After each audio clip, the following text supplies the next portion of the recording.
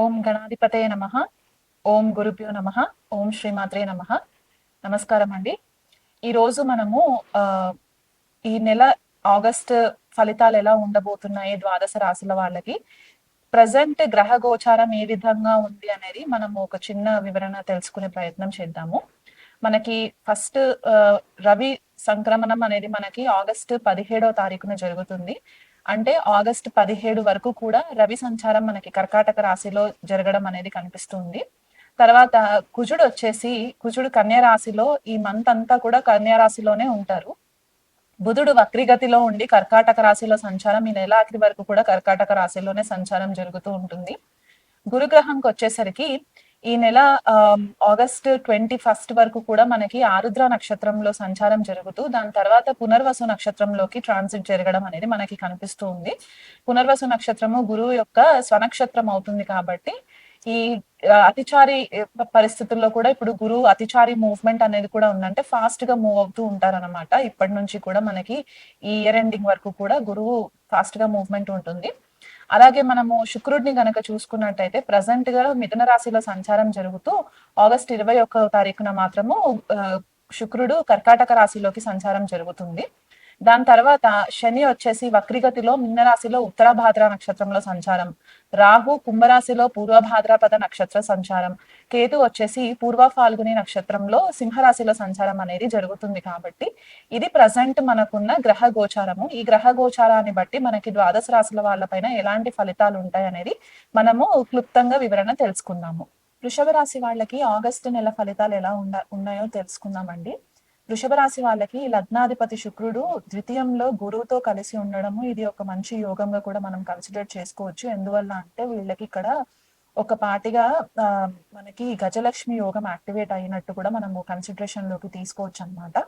So వీళ్ళకి దశమాధిపతి and భాగ్యాధిపతి శని లాభస్థానంలో సంచారం జరుగుతూ ఉంది కూడా. అండ్ కాకపోతే ఏంటంటే వక్రిగతిలో ఉండడము అండ్ ఇక్కడ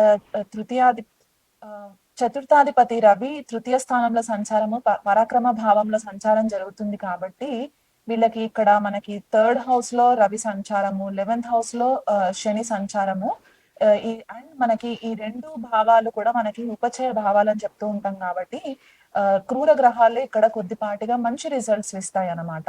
అంటే ఇది వరకు నుంచి ఏదైనా మీరు హార్డ్ వర్క్ చేస్తూ ఉన్న వాటికి మీకు రిజల్ట్స్ రావట్లేదు అనుకుంటే గనక ఈ మంత్ మీకు కొద్దిపాటిగా ఫేవరబుల్ గా ఉండే ఛాన్సెస్ కనిపిస్తాయి.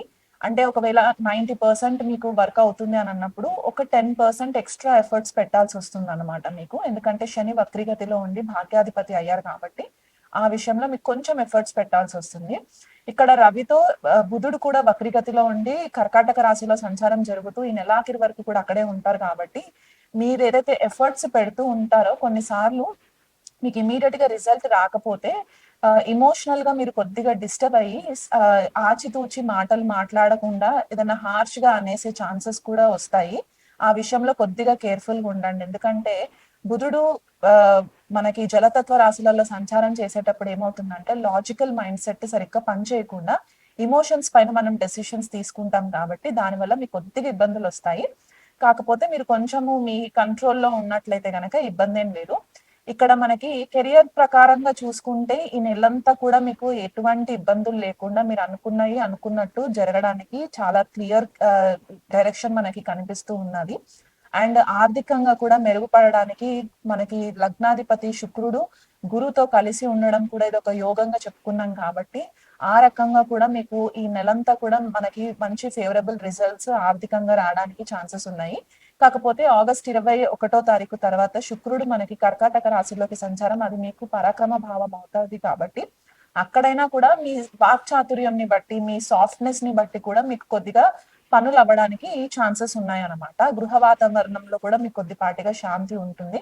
తల్లి ఆరోగ్యం పట్ల మాత్రం కొంచెం కేర్ఫుల్ గా ఉండాలి. ఎందువల్ల అంటే చతుర్థ స్థానంలో కేతు సంచారం జరుగుతుంది. కాబట్టి కొన్నిసార్లు మీరు ఎక్కువ ఫోకస్ మీ కెరియర్ పైన పెట్టినప్పుడు ఏమవుతుందంటే మీ పబ్లిక్ ఇమేజ్ పైన, మీ పబ్లిక్ స్టాటస్ పైన మీరు ఫోకస్ పెట్టినప్పుడు ఇంటికి సంబంధించి, గృహానికి సంబంధించి, లేకపోతే తల్లికి సంబంధించి కొద్దిపాటిగా నెగ్లిజెన్సీ కనిపిస్తుంది. కాబట్టి దాని వల్ల కొంచెం మీకు డిస్టర్బెన్సెస్ అయ్యే ఛాన్సెస్ ఉన్నాయి. కాకపోతే దాన్ని కూడా మీరు అవాయిడ్ చేసుకున్నట్లయితే కనుక మీకు మెంటల్ పీస్ ఉండడానికి ఫేవరబుల్ రిజల్ట్స్ ఉంటాయి. అయితే ఇప్పుడు మనకి సప్తమాధిపతి, వ్యయాధిపతి కుజుడు మాత్రము పంచమ స్థానంలో కన్య రాశిలో జరగడం వల్ల ఏమవుతుందంటే, మీ ఆలోచన శక్తి అంతా కూడా చాలా ఫాస్ట్ గా మూవ్మెంట్ ఉండాలి. తొందరపాటు నిర్ణయాలు తీసుకోవాలి. ఇంపల్సివ్ గా డెసిషన్స్ తీసుకోవాలి. ఇది ఎక్కడ మనకి కనిపిస్తుంటుంది అంటే, మీ క్రియేటివిటీ విషయంలో మీకు కొద్దిపాటిగా ఫాస్ట్ గా ఏదైనా వర్క్ అయిపోవాలి అనే ఒక ఆలోచనతోటి మీరు కొన్నిసార్లు హేస్టీ డెసిషన్స్ తీసుకుంటూ ఉంటారు. అది ఆ క్రియేటివిటీ దగ్గర కొద్దిపాటిగా ఇబ్బంది రావచ్చు. అండ్ ఇంకొకటి ఏంటంటే సప్తమాధిపతి అండ్ వ్యయాధిపతి కుజుడే అయ్యి పంచమ స్థానంలో సంచారం జరుగుతున్నది కాబట్టి ఇక్కడ మీకు భార్యాభర్తల మధ్యలో కొద్దిపాటిగా వివాదాలు జరగడానికి పాసిబిలిటీస్ ఎక్కువ కనిపిస్తున్నాయి. అంటే ఇది వరకు ఎవరైనా వృషభ రాశి వాళ్ళు ఆల్రెడీ భార్యాభర్తల మధ్య విభేదాలు ఉన్నట్లయితే గనక ఈ పీరియడ్ లో గనక మీరు కొద్దిగా డెసిషన్స్ తీసుకునేటప్పుడు ఆలోచించి అడుగులు వేసి పెద్దవాళ్ళతో సంప్రదింపులు చేసినట్టయితే గనక మీకు ఇబ్బంది ఏం లేదు. లేకపోతే అనవసరమైన గొడవలకు తావివ్వడము, మీ మాట తీరు వల్ల మీ భాగస్వామి ఇబ్బంది పడడము, దానివల్ల మీకు డిస్టెన్స్ పెరగడము, ఇలాంటివి జరిగే ఛాన్సెస్ ఉన్నాయి.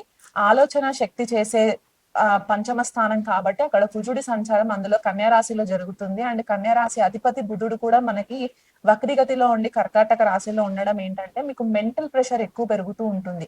ఏ ఆస్పెక్ట్ లో మెంటల్ ప్రెషర్ ఎక్కువ పెరుగుతుందంటే ఈ రిలేషన్షిప్స్ కి సంబంధించి ఎవరైనా ప్రేమ వ్యవహారాలలో ఉండి మీకు మీ మీ పార్ట్నర్స్ గనక మీకు మీకు మీ పార్ట్నర్స్ కి మధ్యలో ఏదైనా ఇబ్బందులు జరుగుతున్నాయి, లేకపోతే థర్డ్ పర్సన్ వల్ల మీకు ఇబ్బందులు జరుగుతున్నాయి అనుకుంటే గనక క్లియర్ గా మీరు కమ్యూనికేషన్ చేసుకున్నట్లయితే గనక ఉన్నది ఉన్నట్టు తేల్చి చెప్పేసినట్లయితే గనక ఇబ్బంది ఏం లేదు. కాకపోతే ఎక్కువ స్ట్రెస్ తీసుకున్నట్లయితే గనక నరాలకి సంబంధించి తలకి సంబంధించి ఇబ్బంది రావడానికి చాలా క్లియర్ గా ఛాన్సెస్ కనిపిస్తున్నాయి.